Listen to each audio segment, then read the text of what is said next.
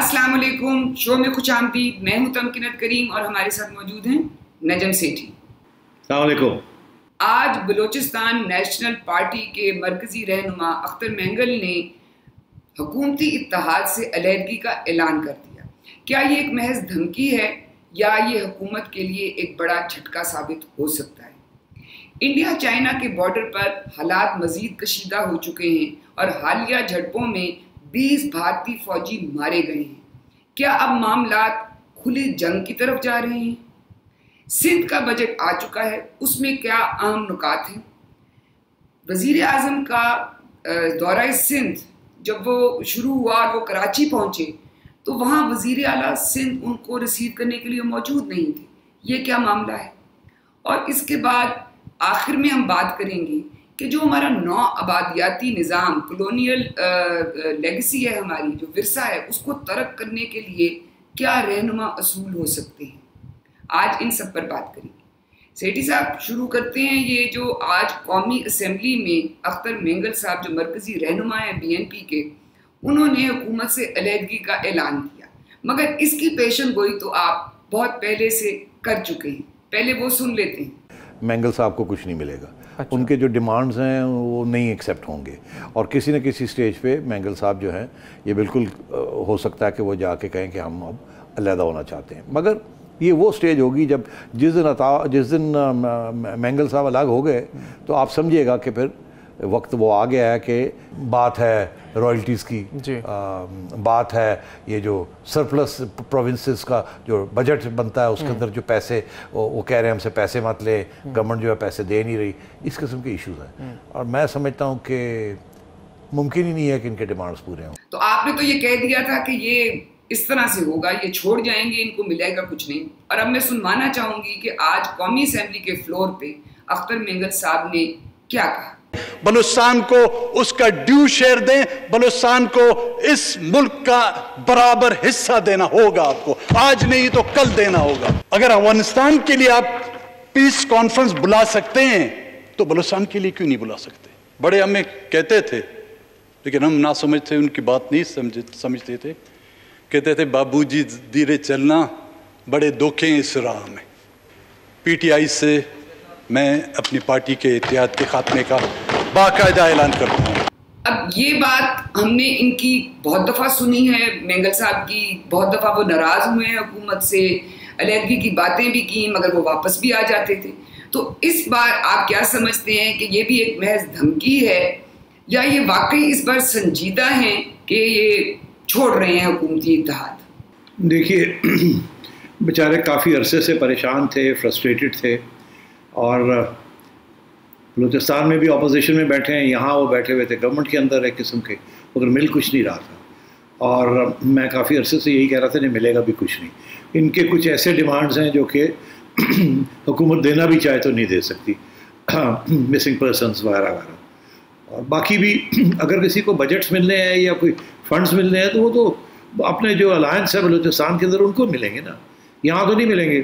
اور پھر جہانگیر ترین صاحب اب یہاں نہیں ہیں لوگوں کو اکٹھا کر کے رکھنے کے لیے، کیونکہ ان کا بہت بڑا ہاتھ تھا ان کو بہت سارے لوگوں کو لانے میں۔ تو اب میرا خیال ہے اختر مینگل صاحب بھی آئسولیٹ ہو چکے تھے، فرسٹریشن میں انہوں نے اب چھوڑ دیا، اور بالکل یہ ہونے والا ہی تھا، یہ ہونا ہی تھا۔ مگر اب آپ کا سوال یہ ہے کہ یہ واپس چلے جائیں گے یا ان کو پھر منوا لیا جائے گا؟ میرا نہیں خیال اب وہ وقت ہے منوانے کا۔ اس کی وجہ یہ ہے کہ یہ گورنمنٹ بڑی ڈسکریڈٹ ہو چکی ہے، اور اس گورنمنٹ کا فیوچر بھی جو ہے نا عام لوگوں کو کیا، اب انالسٹس کو بھی اور پنڈتس کو بھی اور سیاستدانوں کو بھی لگ رہا ہے کہ وقت آ رہا ہے ان کا ختم ہونے کا۔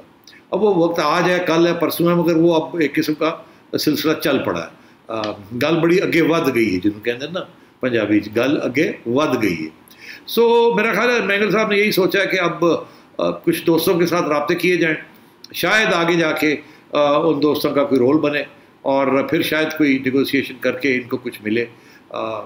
اور میں سمجھتا ہوں تمکنت یہ ایک بڑی انٹرسٹنگ ڈیولپمنٹ اس لیے ہے بیکاز بے چینی تو آپ نے دیکھا کہ پنجاب میں بھی ہے، چودھری حضرات وہ بھی آپ نے دیکھا وہ APC میں جا کے بیٹھ گئے تھے، پھر جا کے انہوں نے سلام دعا پھر سے چیف منسٹر سے لے لی، اور وہ کسی سٹیج پہ بھی اگر انہیں اشارہ آ جائے کہیں سے کہ معاملہ اب رول اپ ہونے والا ہے تو وہ چھوڑ جائیں گے. تو بہتر یہی ہے کہ اختر مینگل صاحب کہ وہ اپنی سب سے پہلے ہی اب تیاری کر کے بیٹھے بوری بستر کہ اب آگے کہاں جانا ہے اور کیا کرنا ہے. اور میں یہ سمجھتا ہوں کہ اس کے ساتھ یقینی طور پہ کچھ لوگ تو یہ سمجھیں گے کہ شاید کوئی اشارہ ہوا ہے انہیں کہ بھائی وقت آ گیا ہے, مگر میں نہیں سمجھتا کوئی اشارہ ہوا ہے, مگر وہ سونگ رہے ہیں ضرور, جیسے آپ یا ہم یا اور لوگ بھی سمجھ رہے ہیں کہ کچھ ایسے حالات اب ڈیولپ ہو رہے ہیں جس میں وہ کہتے جیسے میں نے کہا کہ ہوں وقت آ گیا ہے یا گل اگے بڑی ود گئی ہے. تو اب ہو سکتا ہے کہ بلوچستان کے اندر بھی جو الائنسز بنے ہوئے ہیں, جو جس کولیشن گورنمنٹ جو بنی ہوئی ہے, وہاں بھی اس کے ساتھ کوئی ہلچل ہو جائے. ابھی دیکھنا یہ ہے کہ مینگل صاحب آگے اپنا کیا رویہ اختیار کرتے ہیں, تو ان کو واچ کرنا چاہیے. مگر میں نہیں سمجھتا کہ ان کو کوئی اشارہ ہوا ہے کہیں سے کہ جی اب چھوڑ جائیں گورنمنٹ جا رہی ہے, مگر یہ خود سونگ رہے ہیں کہ اب حالات ایسے بدل رہے ہیں کہ کسی اسٹیج پہ بھی وہ صورتحال آ سکتی ہے. آج مینگل صاحب نے جب یہ علیحدگی کا اعلان کیا تو انہوں نے ایک شعر جو ایک اصل میں گانا ہے اس کا بھی انہوں نے کیا کہ بڑے دھوکے ہیں اس راہ میں. تو یہ جو بھی آپ نے کہا ان کے وعدے پورے نہیں ہو رہے تھے, تو مجھے بھی اس پہ ایک شعر یاد آیا ہے جو خان صاحب کے اپنے وعدے نہیں پورے کرتے اپنے ساتھیوں کے ساتھ اور دوسرے لوگوں کے ساتھ, عوام کے ساتھ بھی. تو اس پہ ایک شعر عرض ہے, فرمائیے. تیرے وعدے پر جیے ہم تو یہ جان جھوٹ جانا کہ خوشی سے مر نہ جاتے اگر اعتبار. واہ واہ, مجھے ایک فلمی گانا یاد آ گیا, اگر آپ اجازت دیں تو میں تھوڑا سا فرماؤں. انہوں نے بھی فلمی گانا ہی کوٹ کیا, آپ بھی کر دیں. جو وعدہ کیا وہ نبھانا پڑے گا. یہاں نبھانے والے وعدے والے لوگ نہیں ہیں. مینگل صاحب کو سمجھ آ گئی ہے اس بات کی, وہ گاتے ہی رہ گئے ہیں, وہ کوئی وعدے پورے نہیں ہونے. اچھا یہ اب بتائیں کہ اب یہ جس وقت سے یہ انہوں نے اعلان کیا ہے تب سے تبصرے چل رہے ہیں کہ یہ حکومت کے لیے کتنا سیریس چیلنج ہے, کتنا بڑا جھٹکا ہے, کیا حکومت اس سے گر سکتی ہے یا کتنی کمزور ہوگی, کیونکہ یہ بہت ہی تھن میجورٹی پہ حکومت اس وقت کھڑی ہے. جی ہاں, تھن میجورٹی ہے. جیسے میں نے کہا کہ یہ ایک پہلا بہت بڑا کریک آیا, ان کے ٹھیک ٹھاک سپورٹ ہے ان دی اسمبلی, سینٹ میں بھی اور ادھر بھی, اور اس کے ساتھ باقی لوگ بھی سوچوں میں پڑ جائیں گے, اس میں کوئی شک ہی نہیں ہے. تو ظاہر ہے حکومت کو پریشانی تو ہوگی. آپ کو یاد ہوگا کہ جب پچھلی دفعہ انہوں نے دھمکی دی تھی تو پرائم منسٹر صاحب نے, کھٹک صاحب نے کیسے اسکریمبل کیے, لوگ بھاگے ان کو منانے کے لیے. میرا خیال ہے اب بھی کوشش تو ہوگی, مگر میرا خیال ہے اب شاید مینگل صاحب جو ہے نا وہ کہیں گے اچھا دیکھتے ہیں, ابھی تو ہم باہر ہی بیٹھے ہیں, ابھی وہ اتنی جلدی ان کے جال میں نہیں آئیں گے. ٹھیک, یہ تو اب آگے دیکھتے ہیں کہ اگلے چند دنوں میں چند ہفتوں میں صورتحال کس طرف جاتی ہے. اب آتے ہیں ہم یہ انڈیا چائنا کے بارڈر پہ جو ہو رہا ہے, اب ہم آتے ہیں انڈیا چائنا بارڈر پہ جو ہو رہا ہے کہ حالات وہاں مزید کشیدہ ہو گئے ہیں. تو آپ اگر بریفلی ہمیں ایک اس کا پس منظر دے دیں اس کشیدگی کا. دیکھیے میں نے پہلے بھی ایک پروگرام کیا تھا اس کے اوپر, میں بہت جلدی سے آپ کو بتا دوں کہ یہ 3,500 کلومیٹر کا لانگ بارڈر ہے اب چائنا اور انڈیا کا, اور کہیں ایک طرف نیپال بھی ہے, بھوٹان بھی ہے, پھر ان کی ایک اسٹیٹ ہے سکم وہاں بھی ہے, پھر یہ اوپر چلا جاتا ہے جہاں لداخ کا علاقہ ہے. اب لداخ پہلے جموں کشمیر میں تھا, وہ ڈسپیوٹڈ ٹیریٹری تھی. اس کے اوپر عقائے سندھ ہے جہاں کہ پہلے بھی ان کی جھڑپیں ہوتی رہی ہیں, وہاں ڈسپیوٹڈ ٹیریٹریز ہیں, اور یہ سارے بارڈر کے اوپر ڈسپیوٹس ہیں. اچھا یہ 1962 سے چل رہا ہے, وہاں تو اس وقت بہت بڑی جھڑپ ہو چکی تھی, اس کے بعد بھی 90s میں بھی 2000 میں بھی جھڑپیں ہوتی رہی, مگر اس قسم کی سچویشن کبھی نہیں ہوئی جو کہ آج پھر ہو گئی ہے. اور اب سچویشن یہ ہے کہ اب وہ کہہ رہے ہیں کہ جی یہ سیریس ہو گیا اور 20 لوگ مارے گئے انڈین آرمی کے. یہ نہیں پتا کہ چائنیز کے کیا مارے گئے. انڈین آرمی یہ بھی کہہ رہی ہے کہ ہتھیار استعمال نہیں ہوئے, وہ کوئی ایسی کہانی بتا رہی ہے کہ ہاتھوں پائی ہو گئی, کچھ ایسے ہو گیا, جو کہ کریڈیبل نہیں ہے. اس لیول کے اوپر جب کوئی چیز ہوتی ہے تو ظاہر ہے ہتھیار ہی استعمال ہوتے ہیں, ایک آدھ دو کی بات نہیں ہے. This is a serious offence in the sense of conflict. اچھا اب بڑی دلچسپ بات یہ ہے کہ چائنا نے یہ کیوں کیا ہے, بیکاز پہل جو ہے یہ اس سٹیج پہ چائنا کی طرف سے ہوئی ہے. انڈیا کافی عرصے سے کچھ پرووکیٹیو ایکشنز لے رہا تھا وہاں. پرووکیٹیو ایکشن سے مراد میری یہ ہے کہ انڈیا جو ہے وہ وہاں اسٹرکچرز بنا رہا تھا، ایئر فیلڈز بنا رہا تھا، مگر وہ ان علاقوں میں جہاں وہ سمجھتے تھے کہ ان کے کنٹرول میں ہے، تو ان کا خیال تھا یہ ہمارے کنٹرول میں، ہم یہاں اسٹرکچر جو ہے اس کو اپ گریڈ کر سکتے ہیں۔ چائنا نے یہ سوچا یہ اپ گریڈنگ کیوں کر رہے ہیں، تو اب چائنا نے ایکشن لیا اور انہوں نے آ کے پرماننٹ کیمپس جو ہیں ان علاقوں میں جو کہ چائنیز کنٹرول میں تھے مگر آگے آ گئے ہیں، اب وہاں آ کے انڈینز نے ظاہر آبجیکٹ کیا کہ یار یہ تو سو کالڈ نو مینس لینڈ آپ یہاں آ گئے، وہاں یہ جھڑپیں ہوئی ہیں۔ اچھا، تو اب چائنیز بھی اسٹریٹجکلی سوچ رہے ہیں، اس کی وجہ یہ ہے کہ چائنا تھرو آؤٹ، آپ دیکھیں چائنا اب کووڈ کے اوپر بڑا اگریسو ہے، چائنا ہانگ کانگ میں بڑا اگریسو ہے، چائنا امریکہ کے ساتھ ٹف لائن لے رہا ہے، چائنا ساؤتھ چائنا سی میں ٹف لائن لے رہا ہے۔ تو چائنا نے فیصلہ یہ کیا ہے چائنیز لیڈرشپ نے کہ اب بہت وقت گزر گیا ہے، اب یہ ہمارے خلاف محاذ بناتے جا رہے ہیں ایک کے بعد دوسرا، اب امریکہ انڈیا کے ساتھ مل کے ہمارے خلاف محاذ بنا رہا ہے، تو یہ اب بہت ہو گیا، اب it's time to reassert yourself. یہ چائنا وائرس یہ بہت ہو گیا، اور پھر یہ جرمنز اور یہ، تو I think China is asserting itself on the world stage, اور اس نے یہ سوچا کہ this is the right time to do it, because اگر ابھی نہیں کریں گے تو یہ حاوی ہو جائیں گے، یہ نیا ایک کولڈ وار شروع کر دیں گے، اور اگر انہوں نے کر دیا تو انیشیٹو ہم سے چلا جائے گا۔ تو میرا یہ خیال ہے کہ چائنیز آر بینگ، جسے کہتے ہیں نا، پرو ایکٹیو۔ اچھا، اب انڈیا یہ ایکسپیکٹ نہیں کر رہا تھا، انڈیا نے تو پاکستان کا بارڈر ہاٹ اپ کیا ہوا تھا، اب چائنا نے وہاں بارڈر ہاٹ اپ کر دیا۔ اچھا، تو اب انڈیا کے لیے تو بڑا سیریس پرابلم بن گیا، اور اب انڈیا ایڈمٹ بھی نہیں کر سکتا کہ یہ ان سے کوئی غلطیاں ہوئی ہیں، یا اور صرف یہی کہتا کہ چائنا نے اگریشن کی ہے۔ اچھا، اب چائنیز کی طرف بڑی سمپل سی پوزیشن ہے، انہوں نے کہا جی یہ ڈسپیوٹیڈ علاقے تھے، انڈیا نے ڈسپیوٹیڈ علاقوں کے اندر کچھ کنسٹرکشن ایکٹیویٹی شروع کی، سڑکیں بنانی شروع کر دیں، ایئر فیلڈز بنانی شروع کر دیں، اینڈ سو آن، اور کچھ ہیوی سامان موو کرنا شروع کر دیا۔ We can't accept this status quo India نے چینج کیا، so we are not going to allow that. یہ سچویشن ہو رہی ہے وہاں۔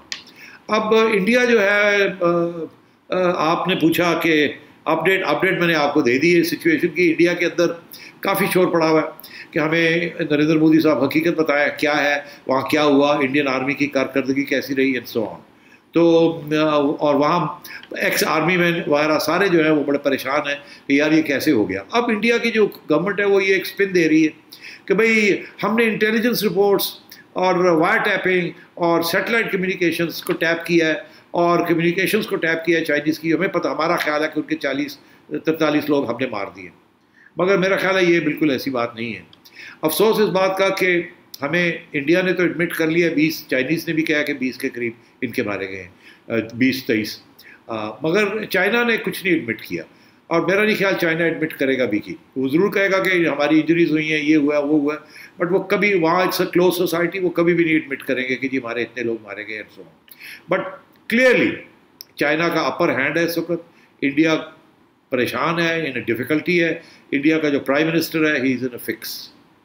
دس از دا کرنٹ سچویشن۔ اچھا، اب یہ جو بہت بڑا سوال سامنے آ رہا ہے کہ کیا واقعی ایک کھلی بڑی جنگ ہو سکتی ہے انڈیا اور چائنا کے درمیان؟ نہیں، میرا نہیں خیال۔ اس کی وجہ یہ ہے کہ نریندر مودی صاحب تو ایڈمٹ ہی نہیں کر رہے کہ کوئی لارج اسکیل جھڑپیں ہوئی ہیں، بالکل سائلنس ہے ان کی طرف سے۔ بڑی انٹرسٹنگ یہ بات ہے، اور ان کا جو فارن آفس ہے وہ بھی اس کو پلے ڈاؤن کرنے کی کوشش کر رہا ہے، انڈر پلے۔ چائنیز نے بھی کہہ دیا they are not interested in overplaying it, اور لیفٹیننٹ جنرل تک کے جو رینکس کی ان کی آپس میں باتیں بھی ہوئی ہیں، اور وہ ہوئی ہیں، اس کے بعد یہ پھر جھڑپیں ہوئی ہیں، یہ پھر واپس نیگوسیشن پہ جائیں گے وہاں آن دا گراؤنڈ۔ میرا خیال ہے دونوں کے انٹرسٹ میں یہ نہیں ہے کہ اس کانفلکٹ کو بڑھایا جائے۔ چائنا نے جو اچیو کرنا تھا شارٹ ٹرم ایم انہوں نے اچیو کر لیا ہے، انڈیا یہ نہیں چاہتا کہ چائنا کے ساتھ اس وقت کوئی پنگا ہو جائے، جس میں ظاہر ہے وہاں تو پہلے بھی انڈیا نے مار کھائی ہے، پھر مار کھائیں گے، اور نریندر مودی کے حالات انٹرنلی خراب ہیں، اور بگ ڈیفیٹ بائی چائنا، تو نریندر مودی کی گورنمنٹ سروائیو نہیں کر سکتی۔ اس لیے میرا خیال ہے یہ انڈر پلے کریں گے اور فوراً نیگوسیشن شروع کر دیں گے، اور چائنیز بھی یہ نہیں چاہیں گے کہ اس کو اوور پلے کیا جائے۔ اچھا، میں کچھ تجزیہ کاروں کے تبصرے سن رہی تھی جس میں وہ یہ کہہ رہے تھے کہ اس وقت پاکستان کو امریکہ کی طرف دیکھنے کے بجائے اپنا سارا جو ہے وزن وہ چائنا کے ساتھ ڈال دینا چاہیے، اور بالکل ان کے ساتھ کھڑے ہو جانا چاہیے، اور اپنی جو خطے میں اب نئی تبدیلیاں جو آ رہی ہیں اس وجہ سے وہ بالکل ہمیں اب چائنا کے ساتھ کھڑا ہونا چاہیے اور امریکہ کی طرف دیکھنا بند کر دینا چاہیے. کیا آپ اس سے متفق ہیں؟ نہیں، بالکل غلط بات ہے. اس کی وجہ یہ ایسے بھی کبھی ڈپلومیسی ہوئی ہے کہ آپ ایک ہی کیمپ میں چلے جائیں. یہی تو آپ کی سب سے بڑی غلطی رہی ہے. آپ ہمیشہ امریکن کیمپ میں رہیں. آپ نے کبھی ادھر نہیں دیکھا، کبھی ادھر نہیں دیکھا. یہ تو چائنا کے ساتھ جو ڈپلومیسی شروع ہوئی تو بہت سب سے بیسٹ چیز یہی ہوئی ہے پاکستان کی فارن پالیسی میں. مگر اب کہ وہی جو غلطی پہلے کی تھی کہ جی امریکہ کے کیمپ میں جا کے بیٹھ گئے اور ٹوٹلی ڈپینڈنٹ ہو گئے، اور ابھی بھی ڈپینڈنٹ ہے. میں ابھی ایکسپلین کرتا ہوں. اب جا کے آپ چائنیز کیمپ میں چلے جائیں اور وہاں جا کے ڈپینڈنٹ ہو جائیں. نہیں، کسی کو کسی کیمپ میں نہیں جانا چاہیے. الائنسز ہونے چاہیے، انٹرسٹس ہونے چاہیے، اس کو واچ کرنا چاہیے، اور جہاں بھی اپنا فائدہ ہو وہ کرنا چاہیے. کسی کیمپ میں نہیں جانا چاہیے. اور یہ جو کہہ رہے ہیں جی کہ اب امریکہ کو چھوڑ کے اب آپ چائنیز کیمپ میں چلے جائیں، نو. کیوں؟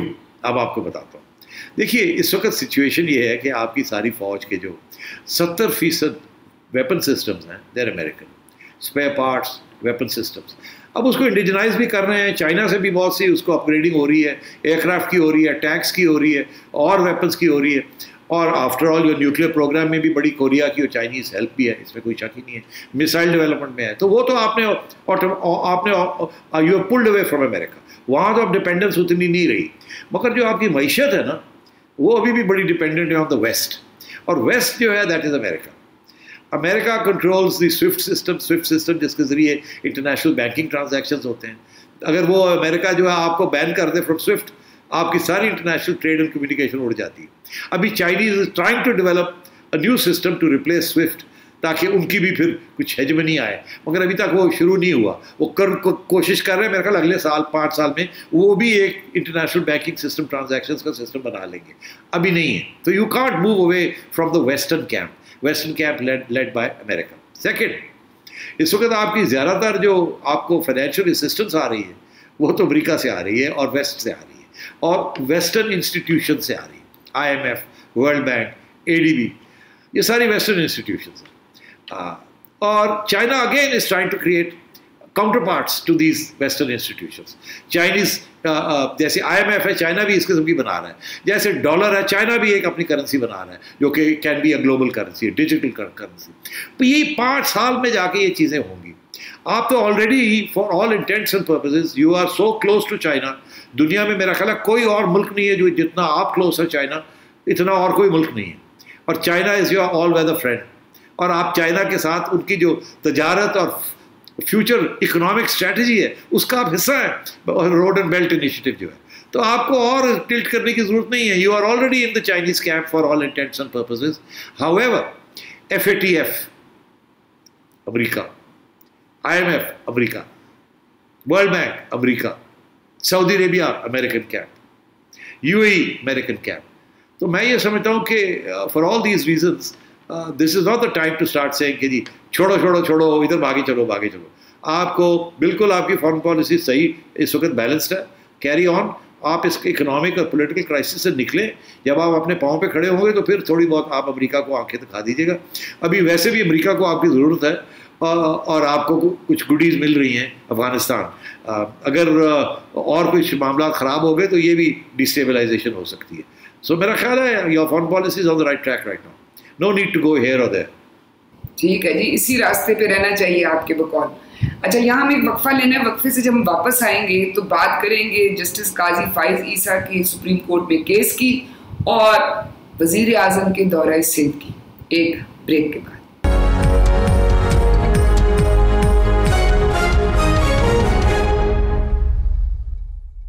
Welcome back.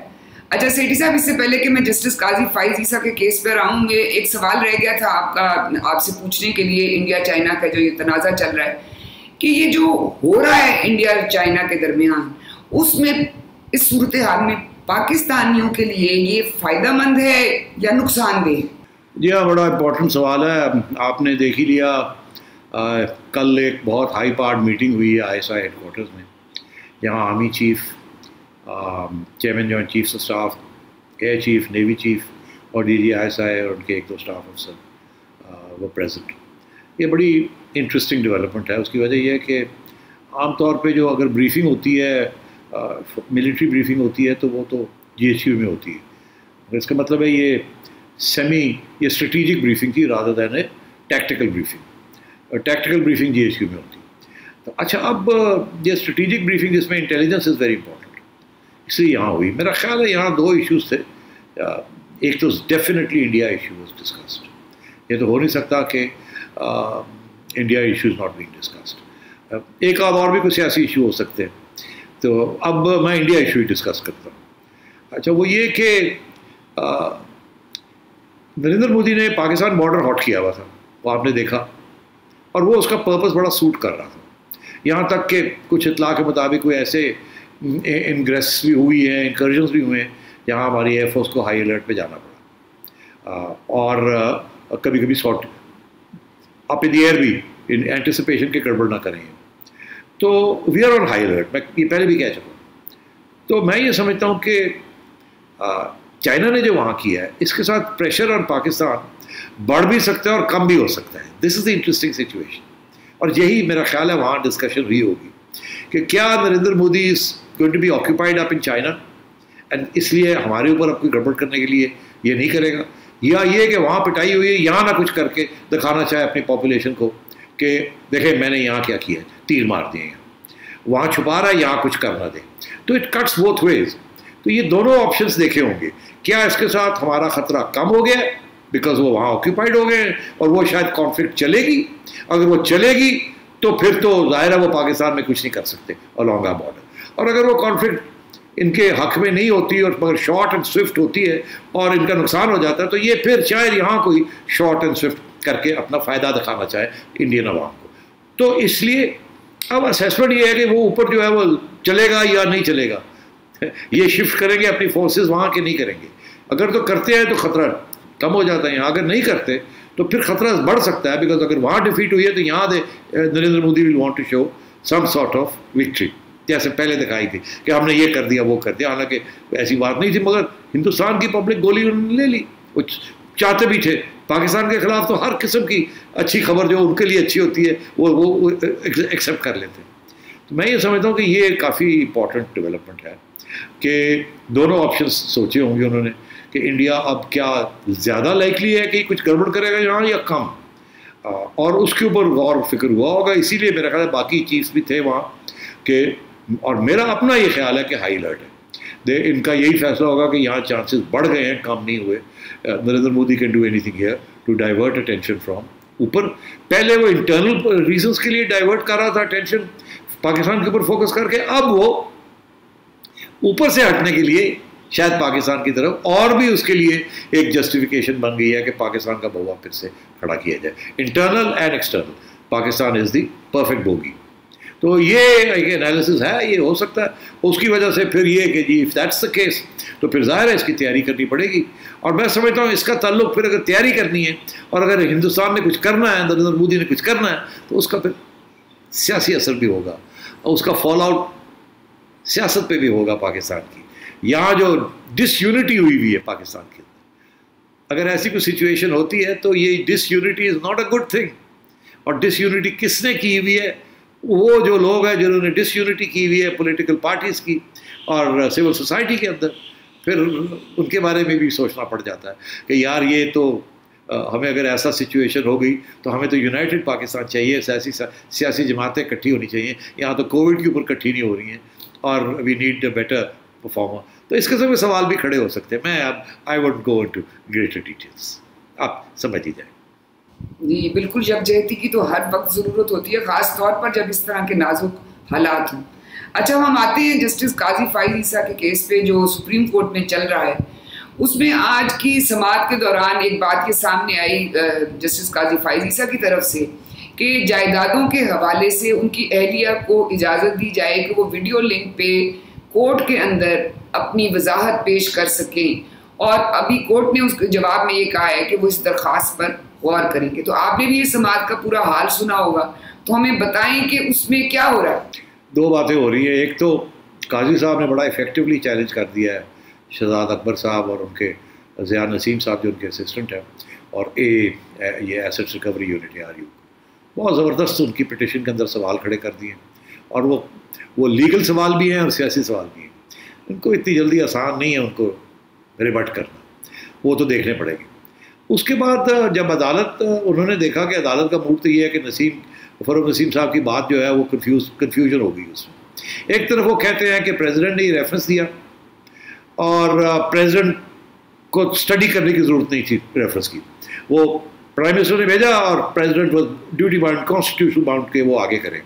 اور اگر سپریم جوڈیشل کاؤنسل نے شو کو نوٹس دے دیا تو اس کا یہ مطلب ہے کہ وہ جائز تھا اور کوئی پرابلم نہیں ہے اس میں, اور تو یہ سپریم جوڈیشل کاؤنسل پھر اس کو ایگزامن کرے.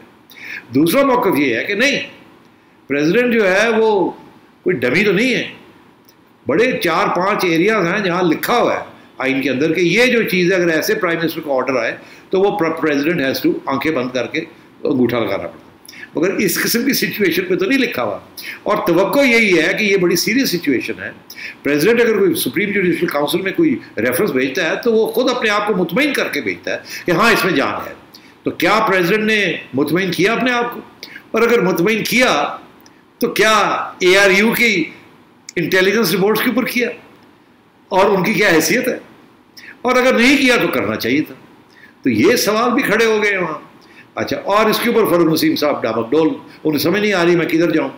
اس لیے پھر فروغ نسیم صاحب نے FBI کا سہارا لینا شروع کر دیا کہ جی وہ FBI یہ FBI وہ. تو پھر آگے سے عدالت نے کہا کہ بھئی آپ فیصلہ کریں, آپ پریزیڈنشل ریفرنس کا حوالہ دے رہے ہیں یا آپ FBR کی طرف جانا چاہ رہے ہیں کہ جی FBR انکوائری نہیں کرتا, وہ ڈرتا ہے ججوں سے.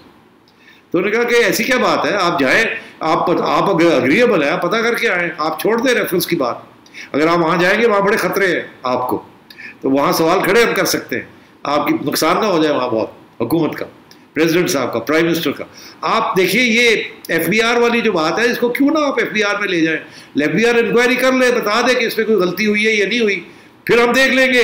اگر غلطی ہوئی ہے تو پھر دیکھیں گے کہ کیا وہ پروف ہے اس غلطی کا. دوسرا یہ کہ کیا غلطی جو ہے وہ ایک خاتون, انڈیپینڈنٹ خاتون جو ہے اس نے کی ہے, کیا اس کا اثر ان کے ہسبینڈ کے اوپر ہوتا ہے یا نہیں ہوتا, خواہ وہ جج ہو یا نہ ہو. تو پھر یہ نئے سوال کھڑے ہو جائیں گے. تو میرا خیال ہے کہ اس کے اوپر اب فروغ نسیم صاحب واپس گئے تو انہوں نے آگے کہا کہ ہاں جی ہاں FBR کے پاس ہی جاتے ہیں.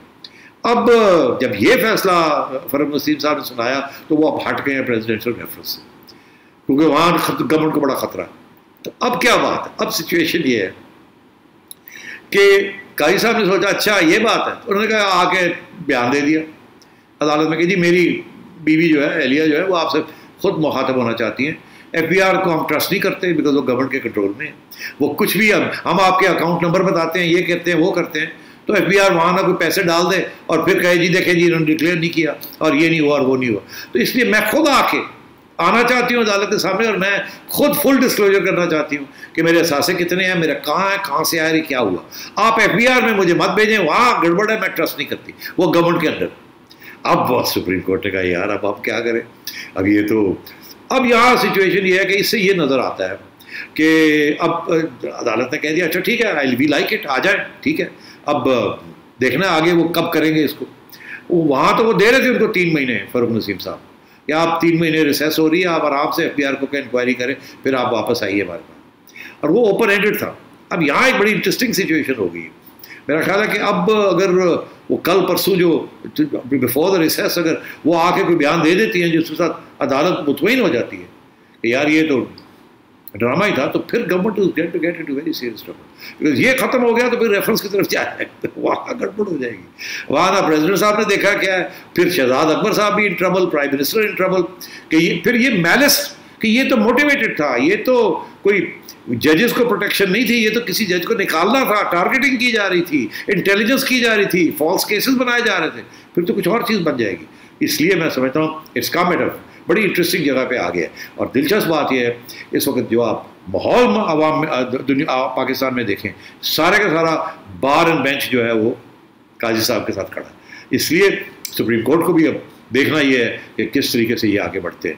یہ آپ نے جو ایک بات کی ہے وہ سپریم کورٹ نے ابھی یہ جو انہوں نے درخواست کی ہے جسٹس قاضی فائز عیسیٰ نے کہ میری اہلیہ کو ویڈیو لنک پہ اجازت دی جائے, اس پہ ابھی انہوں نے کہا ہے ہم اس درخواست پر غور کریں گے, ابھی وہ بتائیں گے کہ وہ اس چیز کو قبول کرتے ہیں کہ نہیں ان کو آنے کو.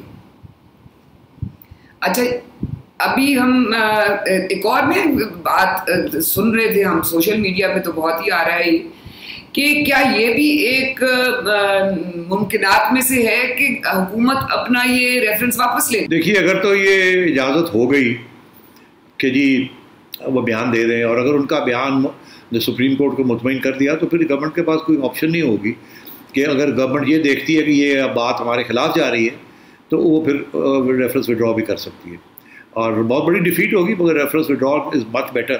یا یہ نہ ہو کہ وہ چپ کر کے بیٹھی رہے، عدالت یہ فیصلہ کر لے کہ خاتون نے کوئی ایسی بات نہیں ہے اس میں، اور اس کو پھینک دیں، اور پھر یہ وڈرا نہیں کر سکتے ریفرنس، پھر یہ پکڑے جائیں گے، پھر یہ سپریم کورٹ پکڑ لے گا ان کو، ارے یہاں پہ اب آئیے، اس سے پہلے کر لیتے ہیں تو بچ جائیں گے. اوہ اچھا، یہ بھی ایک نقطہ ہے. اچھا ابھی ہم نے بریک پہ جانا ہے، جب بریک سے واپس آئیں گے تو عمران خان صاحب کے دورہ سندھ کی بات کریں گے اور نو آبادیاتی نظام کے ورثے کو بدلنے کے بارے میں، اس بریک کے بعد.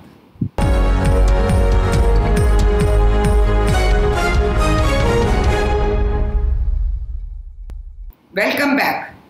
سیٹھی صاحب، آپ کو پتہ ہے نا کہ عمران خان صاحب وزیر اعظم کل جب دورہ سندھ پہ کراچی پہنچے تو ایئرپورٹ پہ چیف منسٹر سندھ جو ہیں مراد علی شاہ وہ ان کو ریسیو کرنے نہیں آئے. حالانکہ یہ پروٹوکول ہوتا ہے کہ وہاں کا وزیر اعلیٰ جس صوبے میں بھی جاتے ہیں وہاں ریسیو کرتا ہے.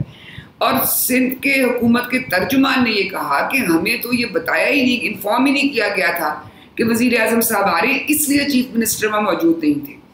آج سندھ اسمبلی میں بھی جتنا شور ہو رہا تھا تو یہ اتنی زیادہ تلخیاں اور دوریاں ہو گئی ہیں کہ اب حالات اس نہج پہ پہنچ گئے ہیں. جی ہاں، بالکل تلخیاں ہیں. جس طریقے سے فیڈرل گورنمنٹ نے جو رویہ اختیار کیا ہوا ہے سندھ حکومت کے خلاف، بالکل اس میں تو تلخیاں ہیں. انہوں نے سندھ حکومت کو کووڈ کے خلاف جو کارروائی کرنا چاہ رہے تھے وہ کرنے نہیں دی. اس کے بعد NFC ایوارڈ کے اوپر ایشوز بنے ہوئے ہیں، پھر زرداری صاحب کو جیلوں میں ڈالا ہوا ہے، اور ان کے اسپیکر وغیرہ سب کے ساتھ بڑی زیادتی ہو رہی ہے وہاں. اس لیے وہ تو اب کسی موڈ میں نہیں ہے ٹو کوآپریٹ. اب اس ایشو یہ ہے کہ یہ بائی دا وے یہ جو ہے نا کہ چیف منسٹر نہیں ریسیو کرنے گئے. پروٹوکول تو یہی ہے. پروٹوکول کے دو حصے ہیں. ایک حصہ یہ ہے کہ جی پہلے فیڈرل گورنمنٹ اطلاع کرتی ہے کہ جی پرائم منسٹر صاحب آ رہے ہیں، chief minister may be please to receive the prime minister. Governor صاحب تو ویسے ہی بائی ڈیوٹی باؤنڈ ہے، prime minister by protocol receives. مگر جب یہ تلخیاں ہوں تو پھر اگر وہ اطلاع ہی نہ کریں تو وہ نہیں ریسیو کرنے جائے گا. وہ تو کہیں ٹھیک ہے میں اطلاع نہیں ہوئی جو وہ کہہ رہے ہیں. مگر کبھی کبھی ایسے بھی ہوتا ہے کہ اطلاع بھی ہو جاتی ہے تو پرائم منسٹر کو ریسیو کرنے چیف منسٹر نہیں جاتا. اب مجھے یاد ہے کہ جب محترمہ بے نظیر بھٹو پرائم منسٹر تھی، ایک دفعہ نہیں دو دفعہ، تو پنجاب کی حکومت نواز شریف صاحب کے پاس تھی. تو اس وقت نواز شریف صاحب تو ان کو ریسیو کرنے نہیں گئے ایئرپورٹ پہ. لڑائی جھگڑے چل رہے تھے، کوشش ہو رہی تھی 1989 میں 90 میں ان کو اوور تھرو کرنے کی. بے نظیر بھٹو ان کے خلاف سازش ہو رہی تھی، اور پنجاب کے اندر پورا احتجاج ہو رہا تھا. اور تو اس وقت بھی نواز شریف صاحب نہیں گئے تھے ریسیو کرنے. ریولٹ ہو گیا تھا، پروونشل ریولٹ تھا. اور یا مجھے یاد ہے کہ تو یہ چیزیں ہوئی ہیں اس ملک میں.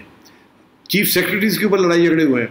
فیڈرل گورنمنٹ کی ہوتا ہے کہ فیڈرل گورنمنٹ بھیجتی ہے چیف سیکرٹری، اور اس وقت محترمہ نے اپنا چیف سیکرٹری اپوائنٹ کیا. نواز شریف صاحب نے کہا نہیں ایکسیپٹ کرتے، ہم اپنا چیف سیکرٹری لگائیں گے. انہوں نے پروونشل سروس سے کسی کو لگا دیا. تو یہ تلخیاں جو ہیں نا یہ اچھی نہیں ہوتی فیڈریشن کے اندر. مگر یہ اب انفارچونیٹلی پریسیڈنٹس ہیں، ہوتا رہا ہے اس قسم کی چیزیں. جب لڑائی جھگڑے چلے ہیں سیاسی جماعتوں میں، جبکہ اوپر کوئی اور تھا اور نیچے کوئی اور تھا، اور لڑائی جھگڑے چل رہے تھے، اسپیشلی سازشیں چل رہی تھی. اب سندھ حکومت کے خلاف بھی سازش چل رہی ہے. ان کو بھی اتارنے کی کوشش ہے، کسی طریقے کے ساتھ ان کو ناکام کر دیا جائے، ان کو چھٹی کرا دی جائے، گورنر رول کر دیا جائے، یا ان کو دبا کے. اور یہ NFC ایوارڈ جو ہے اس کے اوپر سندھ سے 200 ارب روپے جو ہے وہ چھین لیے جائیں، اینڈ سو آن. تو یہ اب آپ نے دیکھا وہ مراد علی شاہ صاحب بھی تو ناراض ہے نا. آپ دیکھ رہے ہیں کس طریقے سے گرج رہے ہیں بلاول بھٹو صاحب اسمبلی میں. اور تو یہ تو ایکسپیکٹڈ تھا کہ ان کو ریسیپشن نہیں ملے گی، کیونکہ جس طریقے سے سندھ کے اندر فیڈرل گورنمنٹ انٹرفیئر کر رہی ہے یا کوشش کر رہی ہے ڈی اسٹیبلائز کرنے کی سندھ حکومت کو، وہ تو پھر اسی قسم کا ری ایکشن آپ کو ملے گا. یہ جو آپ نے 90 کی دہائی کی بات کی ہے جب بے نظیر پرائم منسٹر تھی، تو کیا اس وقت شہباز شریف صاحب نہیں تھے چیف منسٹر؟ میں یہی کہہ رہا ہوں نا، PMLN کی حکومت تھی. ایک شہباز شریف صاحب نہیں گئے تھے شروع میں تو نواز شریف صاحب چیف منسٹر تھے نا 1988 ٹو 1990, تو اس وقت کی میں بات کر رہا ہوں. اچھا ٹھیک. اچھا اب آتے ہیں ہم سندھ بجٹ کے اوپر. آج سندھ کا بجٹ پیش کیا گیا ہے, آپ نے دیکھا ہوگا, اس میں آپ کو کیا جو موٹی موٹی بات نظر آئی ہے وہ ہمیں بتائیں. فیڈرل گورنمنٹ نے گورنمنٹ کے ملازمین کے تنخواہیں نہیں بڑھائی, فریز کر دی. سندھ حکومت نے نمبر لگا لیے, انہوں نے اپنی جو ملازمین ہیں ان کے تنخواہیں 10% بڑھا دی ہیں, آپ کو گریڈ 17 اور 17 اینڈ ابو جو ہیں جو سینئر ہیں ان کے 5% بڑھا دیے, صرف ان کی لائلٹی لینے کے لیے. بکاز فیڈرل گورنمنٹ کی طرف سے اتنا پریشر ہے کہ وہ اپنے جو ملازمین ہیں, جو امپلائیز ہیں, ان کو خوش رکھنا چاہتے ہیں تاکہ وہاں نہ کوئی گڑبڑ ہو جائے, کوئی پین ڈاؤن نہ ہو جائے, کوئی اسٹرائک نہ ہو جائے, کوئی گڑبڑ نہ ہو جائے. ان کو خوش کرنے کے لیے 10% increase they the, that's it. باقی وہی اسی قسم کی چھوٹی موٹی ٹنکرنگ ادھر ادھر. کوئی ان کے پاس پیسے ہی نہیں ہیں یار ان کے, تو میں نے یہی تو کہہ رہا ہوں, ان کے کوئی 15% پیسے تو کٹ لگ گیا بیکاز آف فیڈرل گورنمنٹ مانگ رہی ہے ان سے, تو وہ ان کے ہاتھ باندھے ہوئے ہیں, ان کے پاس بھی کوئی خاص انیشیٹو نہیں ہے. ٹھیک.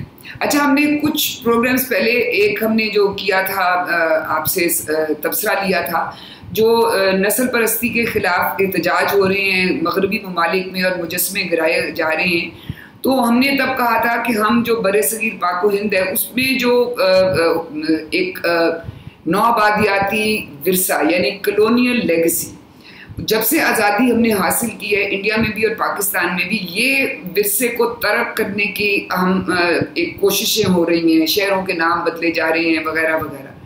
تو یہ بتائیں کہ یہ تاریخ کو دوبارہ سے نئے سرے سے لکھنے کے لیے کیا رہنما اصول ہونے چاہیے, گائیڈنگ پرنسپلز کیا ہونے چاہیے؟ دیکھیے جب بھی کوئی نئی حکومت آتی ہے نا تو دو چیزیں ہوتی ہیں جہاں بھی ہو. ایک تو یہ کہ جو پرانی حکومت ہے کیونکہ خطرہ ہوتا ہے کہ وہ پھر سے واپس نہ آ جائیں, تو ان کی جو اچھی چیزیں ہوتی ہیں ان کو ڈاؤن پلے کیا جاتا ہے, اور بری چیزیں جو ہوتی ہیں ان کو آؤٹ پلے کیا جاتا ہے. اسی طریقے کے ساتھ اگر انہوں نے کوئی فیصلے کیے ہوئے ہوتے ہیں, اگر ان کو واپس کیا جا سکتا ہے تو وہ واپس کر دیتے ہیں. اب یہی تاریخ کے ساتھ بھی ریاستیں اور سوسائٹیز جو ہیں تاریخ کے ساتھ بھی یہی کرتی ہیں.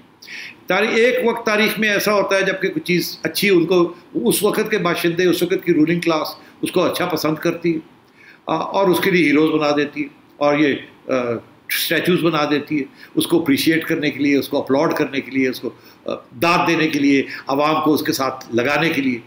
اور پھر آگے جا کے ایک سچویشن ایسی آتی ہے جب کہ وہ اچھی چیزیں جو ہیں اس کو بری نظر سے دیکھا جاتا ہے, کیونکہ ریاست بھی چینج ہو جاتی ہے, حوال سچویشن بھی چینج ہو جاتی ہے, نئے زمانے آ جاتے ہیں, نئی ریاستیں بن جاتی ہیں, نئے بیانیاں بن جاتے ہیں.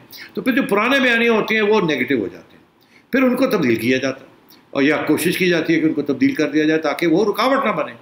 جب تک پرانا بیانیہ آپ کو یاد دلاتا رہے گا کہ یہ پرانا بیانیہ اور یہ اچھا بیانیہ تھا, اگر آپ کا نیا بیانیہ اس کے برعکس ہے تو آپ ظاہر ہے یہ تو نہیں چاہیں گے کہ لوگ پرانا بیانیہ ان کو یاد آتا رہے. اور یہ جو اسٹیچوز ہوتے ہیں مجسمے, یہ سارا وقت یاد دلاتے ہیں آپ کو, کوئی اچھی چیز نہیں یاد دلاتے, بری چیز نہیں یاد دلاتے. برے لوگوں کے لیے اسٹیچوز نہیں بنائے جاتے, اس وقت جس وقت یہ بنائے جاتے ہیں اسٹیچوز اس وقت وہ اچھے لوگ سمجھے جاتے ہیں. تو یہی ہوا ہے ہر جگہ پہ, خواہ وہ سڑکوں کے نام ہوں, اسپتالوں کے نام ہوں یا مجسمے ہوں, کہ ایک وقت کے جو ہیروز ہوتے ہیں وہ کسی اور دور میں وہ اس وقت کے ولن بن جاتے ہیں. تو یہ بیانیہ کی بات ہوتی ہے, سویلائزیشن کے بیانیہ, سوسائٹی کے بیانیہ, دور کے بیانیہ. اچھا اب امریکہ میں آپ نے دیکھا کیا ہوا, انہوں نے اب جو اسٹیچوز جو مجسمے جو ان کو گرا رہے ہیں ان کا سارا تعلق سلیوری کے ساتھ ہے, جس یہ بلیک سلیوز جو بنائے گئے تھے اور جن لوگوں نے کاروبار تھا, جی کاروبار تھا, تجارت کی اس وقت. اب فار ایگزامپل جب برطانیہ کے اندر ایک دو اسٹیچوز گرائے ہیں ایک صاحب کے, وہ اس زمانے کے بہت بڑے تاجر تھے, وہ کچھ 60-70 ہزار سلیوز لے کے آئے تھے اور ان سے کام کروایا. تو مطلب ہے اس وقت ان کو بڑی داد دی گئی کیونکہ معیشت کا فائدہ ہو گیا, لوگوں کے فائدے ہو گئے, یہ نوکر آ گئے اور ان کو چینز میں رکھ دیا. اب زمانہ یہ ہے کہ نو, اب ایکوالٹی کا, ہیومینیٹیرین کا, انسانیت کا زمانہ ہے, یہ ہیومن رائٹس کا زمانہ ہے. اور اب وہی اس وقت کے جو باشندے تھے افریقہ سے جن کو سلیوز کے طور پہ لائے تھے, اس کے اوپر امریکہ میں ایک جنگ بھی ہو چکی ہے, ایک سول وار بھی ہو چکی ہے. سول وار سلیوری کے سپورٹرز جو ہیں وہ ہار چکے ہیں. اب آج کل کے زمانے میں تو اب وہ بات ہی چل رہی تھی، ریس کی بات چل رہی تھی، ایکوالٹی، یہ کووڈ نے آ کے تیز کر دیا، بیکاز اس میں جو چیز نظر آئی ہے وہ یہی ہے inequality, racial inequality, economic inequality, gender inequality, جہاں جہاں انیکوالٹی ہے، جہاں جہاں انیکوالٹی کو وہ غیر مساوی نظام، ہاں غیر مساوی نظام، جہاں جہاں وہ جس قسم کی چیزیں ہیں غیر مساوی، اس کے اوپر لوگ فوکس کر رہے ہیں اور وہ ان کو پھر ریز کر رہے ہیں، کیونکہ بیانیہ نیا آ گیا اب تو ایک چھوٹی سی چیز بیانیہ سی وجہ سے اب سارے بیانیہ کھل گئے۔ تو میں یہ سمجھتا ہوں کہ وہاں تو انہوں نے اب سلیوز کے جو لوگ جن کا تعلق سلیوری کے ساتھ تھا ان کو اب کہتے ہیں ہیروز نہیں، یہ ولنز ہیں، ان کو گرایا جائے۔ جو جرنیل سول وار کے اندر جو ہیروز تھے ساؤتھ امریکہ کے، ان کو کہتے ہیں گرایا جائے، انہوں نے تو جنگ کی تھی سلیوری کے حق میں، اب تو ہم نے اس کو ایکسیپٹ کرنے کے لیے۔ اسی طریقے سے جو وہاں کے نیٹو امریکنس تھے جن کو وہ ریڈ انڈینس کہتے تھے، اس کے خلاف جن لوگوں نے کارروائی کی ان کے خلاف بھی، فورٹ بریگ فار ایگزامپل، جو قلعے بنے ہوئے ہیں جرنیلوں کے نام جنہوں نے ریڈ انڈینس کو، انڈین نیٹو امریکنس سے ان کو مارا، ان کے خلاف بھی اب کارروائی شروع ہوگی، گراؤ اس کو، وہ بھی ایکول سٹیزنز ہیں۔ اب یہی چیز کو، یہ بیانیے کی بات ہے، دور کی بات ہے۔ اب آئیے آپ پاکستان انڈیا میں، ہمارے ہاں بھی جب سے یہ اسلامی دور آیا تو ہم نے یہ کہا سب سے پہلے تو یہ کہ جی سڑکوں کے نام تبدیل کیے جائیں۔ یہاں مجسمے وغیرہ تو زیادہ نہیں تھے، ایک دو تھے وہ ختم ہو گئے، مگر یہ جو سڑکوں کے نام ہیں یا اسپتالوں کے نام ہیں یا اسکولوں کے نام ہیں یا گلیوں کے نام ہیں، اس کے اوپر کافی ڈبیٹ ہوتی رہی۔ اب وہاں فیصلہ کیا ہوا ہمارے ہاں، کچھ تو نام جو تھے ان کو ہم نے تبدیل کر کے اسلامی نام لگا دی، کیونکہ آج کل اسلام کا دور ہے، ہم اپنے اسلامی ہیروز کو یاد کر رہے ہیں، اور وہ ہندو جو ایکسپلائٹرز تھے، بنیے تھے یا ایکسپلائٹرز تھے، یا انگریز کالونائزرز جو تھے جنہوں نے ظلم کیے یا نہ بھی ظلم کیے ہوتے، ہم کہتے ہیں ہمیں ضرورت نہیں ہے، دے ور کالونائزرز آفٹر آل، انہوں نے ہمیں غلامی میں رکھا 200 سال 150 سال، تو ان کو ختم کیا جائے۔ تو وہ تو کچھ ہو گئے ہیں، کچھ رہ گئے ہیں، جو رہ گئے ہیں اس کو بڑی بحث ہے، وہ جو رہ گئے ہیں وہ کون سے ہیں؟ فار ایگزامپل میں ایک بتاؤں، گرو مانگت روڈ لاہور شہر میں، گرو مانگت، اب وہ گرو تھے، گرو تو ایک انسانیت کی چیز ہے، اس کو چھوڑ دیا ہے کیونکہ اس کے ساتھ کوئی احتسال یا کوئی ظلم کا تشدد یا زمانہ یاد نہیں آتا۔ گنگا رام اسپتال ایک ہندو کے نام پہ ہے، مگر کتنا زبردست انہوں نے عوام کے لیے کام کیا۔